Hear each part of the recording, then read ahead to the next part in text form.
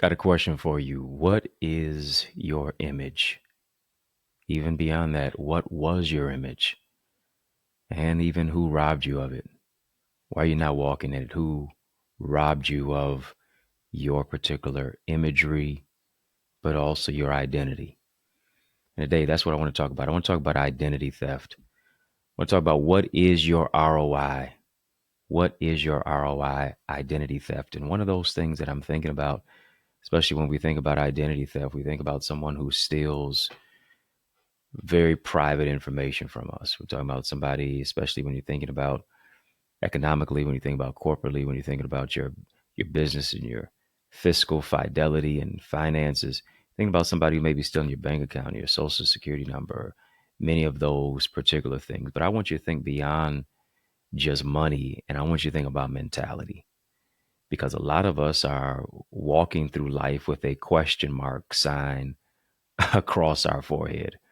We're walking through life with a question mark sign on the character of who it is that we are, because we don't know who we are. And so because we don't know who we are, now we look to find value and we look to find meaning in another person. We now look to find meaning in a profession, forgetting that we are a person. We look to find meaning in money and the clothes that we wear, the shoes that are on our feet, all of those specific things, simply because we don't know who we are. And here's the real question. If you were to lose the money, if you were to lose the car, if you were to lose the clothes, if you were to lose the individual, if you were to lose all of those particular things that we find value in valuables, who would you be? If life stripped you of it all, would you still know who to call? Would you still know who it is that you are?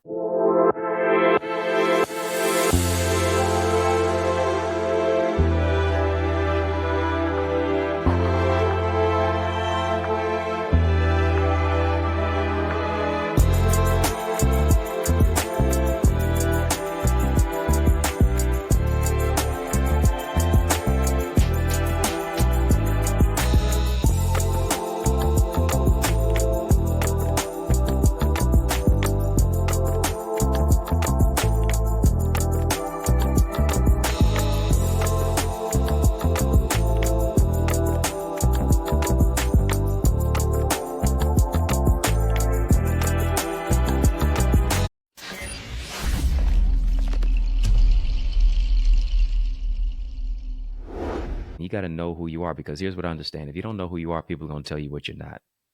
And generally, you're going to buy into it. You're going to believe that philosophy. That's going to now become the product of your life. That's now going to become the crutch for how you go through life. If you don't know who you are, people are going to tell you what you're not. But generally, when you don't know who you are, it's easy to be manipulated. It's easy to be controlled. It's easy to be gaslit. If you don't know who you are, you'll never know what you want.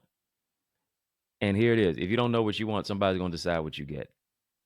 And generally what you're going to get is going to be what you don't want. But how do you know what you don't want if you don't know what you do want? Are you confused yet? Right. So is the person who doesn't know what they want. I've got to know who I am, and I also have to know who I want. I have to know what I want. I also got to know who I want as well. When I know those particular things about who I am, who I want, what I want, where I want it, how I want that to come packaged, then now life begins to get a lot clearer for me based upon my own identity. Number one, and I think I've already been given some already. I've been already dropping some gems and jewels on you. One of the things is that we've got to have imagination. Imagination is the cauldron of communication. It's the cauldron for compassion. It's the cauldron for commitment. Imagination. Einstein said imagination is even greater than knowledge, because knowledge causes us to answer the question that imagination begs us to answer.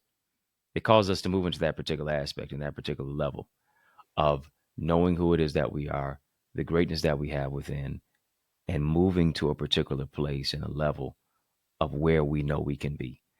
One of those key ingredients, and I believe even that aspect of imagination, is image. What is the image that you are putting out about you? What is the image that you're putting out about yourself? right? When you walk into a room, what speaks before you even open up your mouth? What is the attitude? What is the disposition? How are you even dressed? I've had people lately saying, "Man, you're doing your podcast now each and every single day with a suit on." You right? Coming in suited and booted each and every single time. And I told them, I said, "Listen, I'm wearing this because I have a speaking engagement." They said, "Oh, you got a speaking engagement even before it or after it?" I said, "This is my speaking engagement. No matter how if I'm gonna be show up online the way that I show up offline. Because if I'm going to a speaking engagement at an event, whether it's at church, whether it's at a particular organization, meeting, whatever the case may be, I'm generally in a suit. So if I'm going to be in a suit offline, I might as well be in a suit online. You see, now I'm crafting the image of how it is that I want to show up. And based upon how you show up, now it shifts the mentality of how people view you. How do you show up? How do you show up? Who shows up when you show up? Is there consistency when you show up? Is your attitude good on Monday, but is it terrible on Tuesday?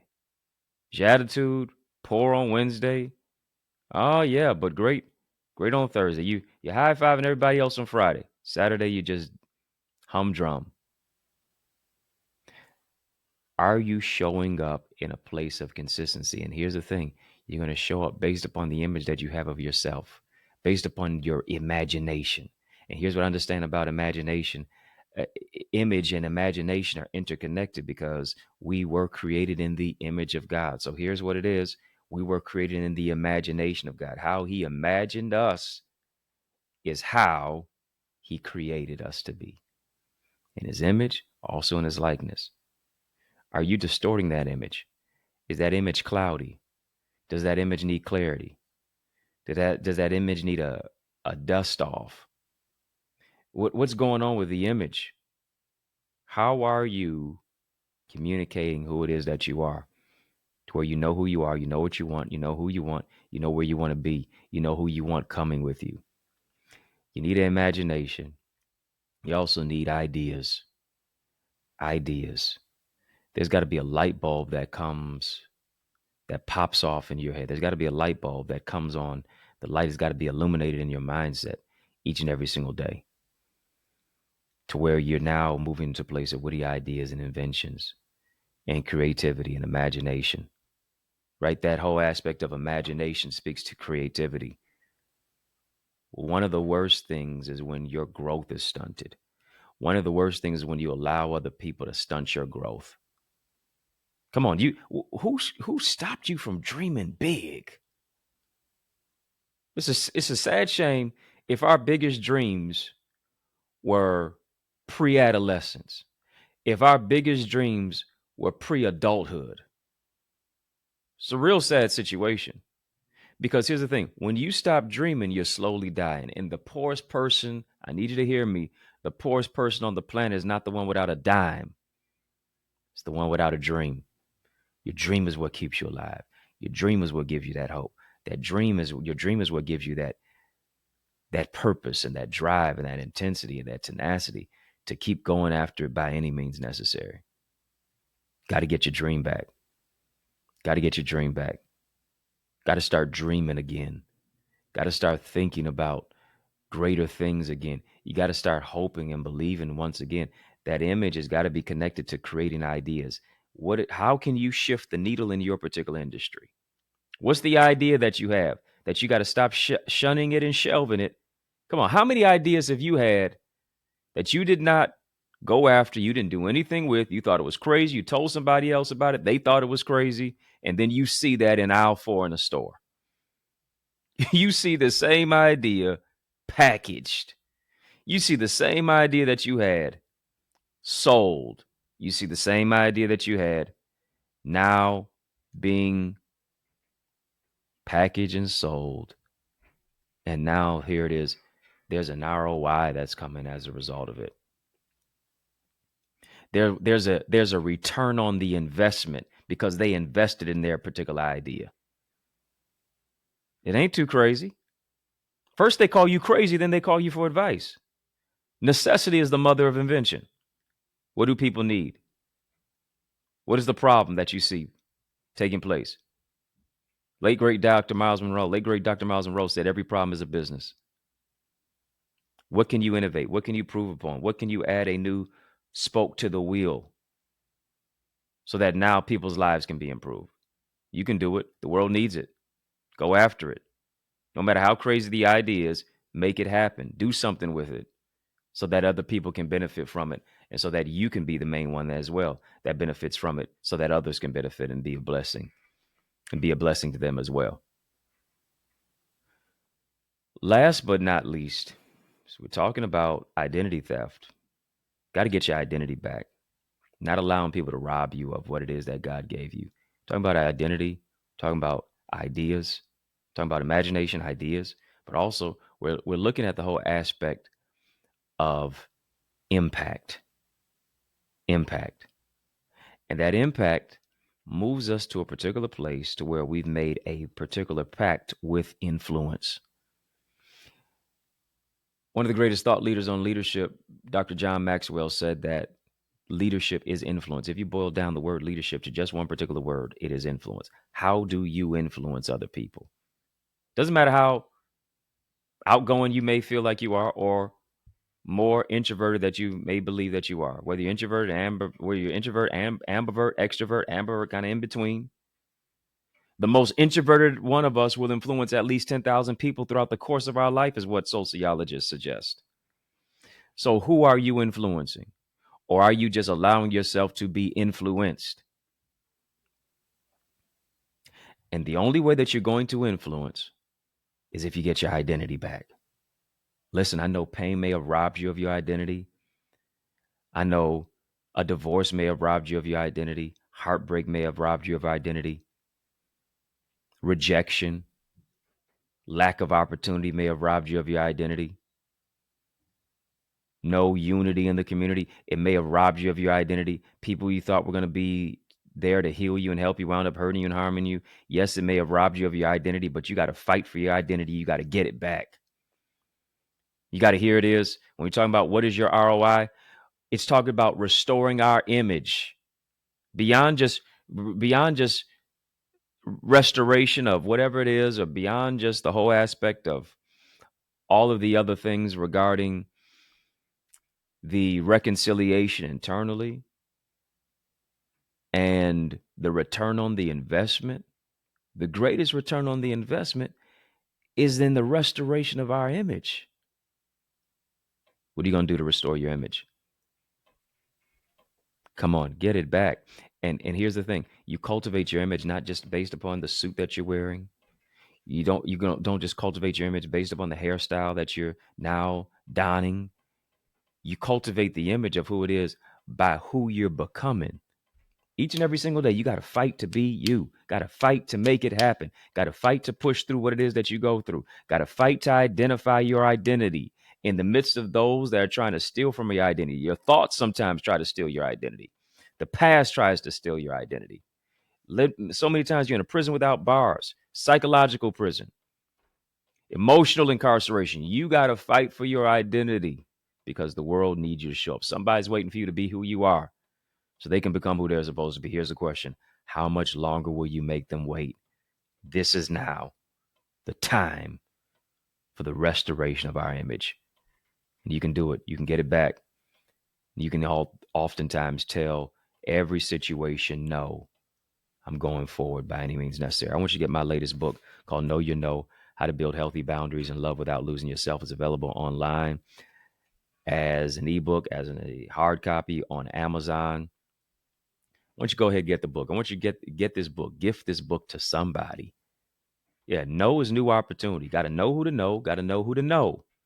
And I want you to say yes to yourself and your greatness by going ahead to get the book now. It's my 19th book, and I'm telling you, it's a riveting read. It's a riveting read. You can also get signed copies on my website, EddieConnor.com. Get a copy. It's going to empower you and speak life into your life. I want you to join my amazing community. It's an opportunity. It's called the Eagles Academy, where you're able to be more, become more, do more, make more, learn more. is all about more, is what it is that you're getting and becoming. And it's where I'm coaching, I'm teaching, I'm training, I'm mentoring, I'm speaking life into your life. And I know it's going to be an amazing, transformative connectivity for you in my community, where, as I said, I'm coaching, I'm teaching, I'm training. You'll be able to network with so many gifted leaders locally, nationally, and globally. A win for you is a win for them too. And I know it's going to happen for you when you invest in yourself. Get a return on your investment. Invest in yourself and experience transformation that you've been wanting, that you've been needing, that you've been holding on to, that you've been grasping and grappling with internally. I want you to be a part of it. It's less, you can join for less than $30 a month, less than $30 a month, less than the price of a cup of coffee each and every single day.